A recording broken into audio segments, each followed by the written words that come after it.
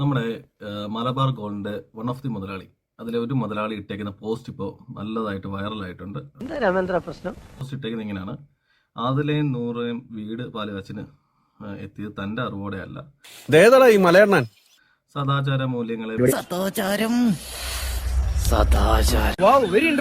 വെല്ലുവിളിച്ചും മാതാപിതാക്കളെ ധിക്കരിച്ചും പ്രവർത്തിച്ചുകൊണ്ടിരിക്കുന്ന അവരെ സ്വീകരിച്ചത് പുതുതലമുറയ്ക്ക് തെറ്റായ സന്ദേശം നൽകി. ആണുങ്ങളായാലേ അല്പസ്വല്പം നാണോ മാനൊക്കെ വേണം. അതുകൊണ്ട് ഞാൻ സമൂഹത്തോട് ക്ഷമ ചോദിക്കുന്നു എന്ന് പറഞ്ഞൊരു പോസ്റ്റ്. പുള്ളിയുടെ പാല് കാച്ചി വൈറലായില്ലെങ്കിലും പുള്ളിയുടെ ഈ പോസ്റ്റ് നല്ലപോലെ വൈറലായിട്ടുണ്ട്. ഒരു കയ്യബദ്ധം നാറ്റുകരുത്. അതായത് വിളിച്ചു വരുത്തിയിട്ട് ഫുഡും കൊടുത്തിട്ട് ലാസ്റ്റ് തന്റെ അറിവോടുകൂടി അല്ല അവിടെ വന്നതെന്ന് പറഞ്ഞിട്ട് നല്ല നല്ല ഒന്നാം തരം പ്രസ്താവനയാണ് നമ്മുടെ ഈ മലബാർ ഗോൾഡിന്റെ ഒരു മുതലാളി ഇട്ടേക്കുന്ന പോസ്റ്റ്. തന്തേക്കാൾ മോശം. എന്നിട്ട് ഈ പോസ്റ്റ് വൈറലായപ്പോൾ അദ്ദേഹം ആ പോസ്റ്റ് മുക്കിയിട്ടുണ്ട്. ആക്ടേഴ്സിനെയും അല്ലാത്തവരെയൊക്കെ വിളിച്ചിട്ടുണ്ട്.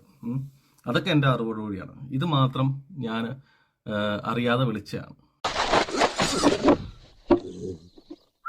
ഇവർക്കെല്ലാം ഫുഡും കൊടുത്ത് ഈ പുള്ളി അതിന്റെ റീൽസ് ഇട്ടിട്ട് ലാസ്റ്റ് ഈ കുറച്ച് ആൾക്കാർ പുള്ളിക്കെതിരെ കമന്റ് ഇട്ടപ്പോൾ പുള്ളി നൈസായിട്ട് അതങ്ങ് മുക്കി.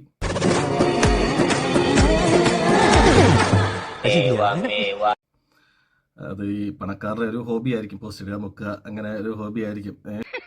ഇതൊക്കെ എന്ത് എന്തായാലും ഇത് വളരെ മോശമായ ഒരു കാര്യമാണ് പുള്ളി ചെയ്തേക്കുന്നത്.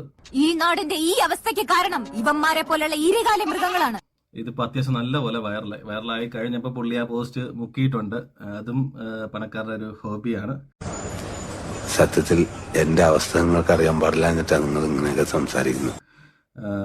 ഇതിനൊക്കെ നമ്മൾ മലയാളത്തില് ഒരു ഒരു കാര്യം പറയാറുണ്ട്. എന്താ അത്? കാശിന്റെ കഴപ്പാ.